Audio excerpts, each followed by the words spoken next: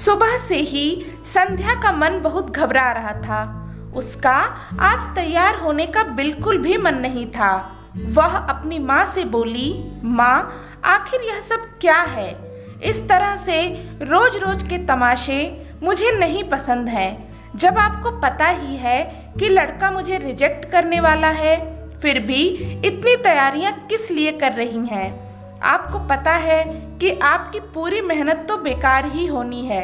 हर बार आप इतनी उम्मीद से तैयारी करती हो, लेकिन संध्या अपनी बात पूरी करती इससे पहले ही उसकी माँ ने उसे रोक दिया और बोली, तू कुछ ज़्यादा ही सोच रही है। मेरा मन कहता है कि इस बार रिश्ता जरूर हो जाएगा। आज सब कुछ सही ही होगा।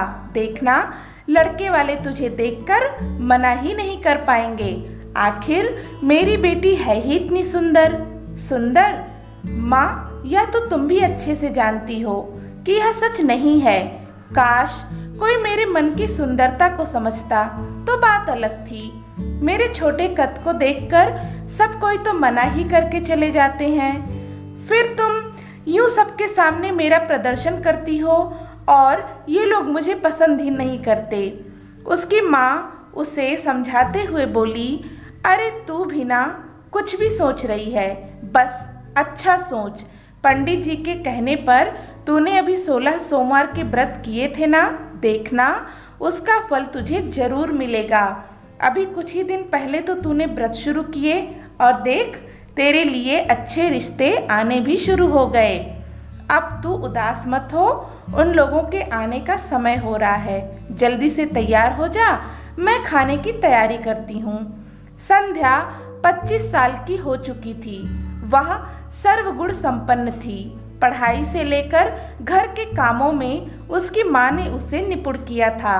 उसके सारे जानने वाले रिश्तेदार भी यही कहते थे कि वह जिस घर में भी जाएगी, वह घर ऐसी बहू पाकर धन्य हो जाएगा। संध्या के माता पिता भी दूसरे माता पिता की तरह चाहते थे कि समय से उनकी बेटी का घर बस जाए। इसके लिए वे यथासंभव प्रयास भी करते रहते थे, मगर हर रिश्ते में उनकी बेटी के छोटे कद के कारण दिक्कत आ जाती थी। शाम को संध्या माँ के कहने पर तैयार तो हो गई, लेकिन हुआ वही जिसका उसे डर था। जो लड़का उसे देखने आया था, उसके पिता ने संध्या के पिता से कहा, देखिए भाई साहब, रिश्ता तो हमें मंजूर है, मगर इससे पहले कि लड़के के पिता की बात पूरी होती, संध्या के पापा खुश हो गए कि वाह, यह तो अच्छी बात है, आपको यह रिश्ता पसंद है, मगर फिर भी आपके मन में कोई बात है तो जरूर बताएं। उस लड़के के पिता ने अपनी पत्नी की ओर देखा और दोनों ने इशारे में कुछ बातें की। फिर पापा की ओर देखा और कहा, देखिए भाई साहब, आपको तो पता ही है हमारा बेटा इंजीनियर है और इसी कारण बहुत सारे रिश्ते उसके लिए आ रहे हैं, मगर हमें लड़की सभ्य, सरल और सुशील चाहिए थी, जो हमारे परिवार में आसानी से निभा सके। आपकी बिटिया के बारे में बहुत सुना था, इसलिए हम यहाँ पर आए, लेकिन आपकी बिटिया का कद बहुत ही छोटा है। उसे ऊंचा करने के लिए आपको थोड़ी मेहनत करनी होगी। संध्या के पापा को उनकी बातें समझ न आईं। उन्होंने कहा, आप खुलकर कहिए, क्या कहना चाहते हैं? लड़के के पिताजी ने मुस्कुराकर कहा, देखिए भाई साहब, बात को घुमाना मुझे नहीं आता। सीधी सी बात है, हर माँ बाप की इच्छा होती है कि ससुराल में बेटी को मान सम्मान मिले, तो आपको उसके लिए कुछ दान दहेज तो देना ही होगा। हमारी ज़्यादा डिमांड तो नहीं है, बस 20 लाख रुपए और एक बढ़िया सी कार, और बाकी जो आप अपनी बेटी को देना उचित समझें, उसमें हमें कोई ऐतराज नहीं।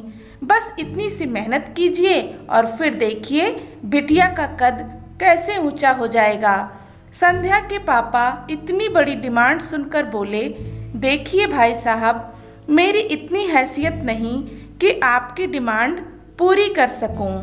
शायद आपको पता नहीं, अपने समाज में एक सरकारी इंजीनियर की कीमत क्या होती है। हमने बेटे को पढ़ा लिखा कर इस काबिल बनाया है, आपकी बिटिया सारी उम्र राज करे, तो क्या हमें उसकी शादी में कुछ पाने की उम्मीद करना गलत है? इसके लिए तो कई घरों से रिश्ते आ रहे हैं। लोग 50-50 लाख रुपए नगद भी देने को तैयार हैं, मगर हमें आपकी बेटी बहुत पसंद आई, इसलिए कम रुपए की डिमांड कर रहे हैं। इस पर संध्या के पापा ने कहा, आपका बेटा इंजीनियर है तो मेरी बेटी भी IAS की तैयारी कर रही है, जल्द ही वह भी सरकारी नौकरी की हकदार होगी। ऐसे में तो दोनों ही बराबर होंगे, फिर दहेज की बात कैसी?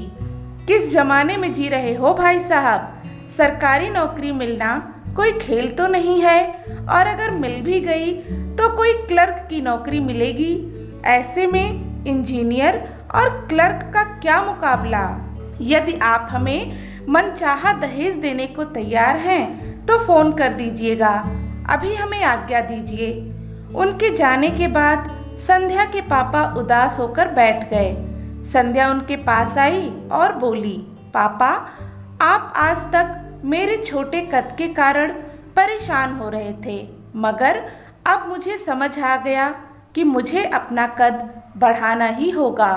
मुझे सिर्फ 1 साल दे दीजिए। आपकी बेटी इतनी काबिल है कि उसके लिए लड़कों की लाइन लग जाएगी। इसके बाद संध्या ने अपने अथक परिश्रम और प्रयास से एक बड़ा मुकाम हासिल किया। आज संध्या IAS के एग्ज़ाम क्लियर कर कलेक्टर बन चुकी है और वह इंजीनियर लड़का उसके अंडर में काम कर रहा है। संध्या को देखकर उसकी नज़रें शर्म से झुक गईं और आज संध्या के कद के आगे उसका कद बौना नज़र आ रहा था। तो दोस्तों, आपको यह कहानी कैसी लगी? अगर अच्छी लगी तो प्लीज़ इसे लाइक करें, शेयर करें और चैनल को सब्सक्राइब करें। धन्यवाद।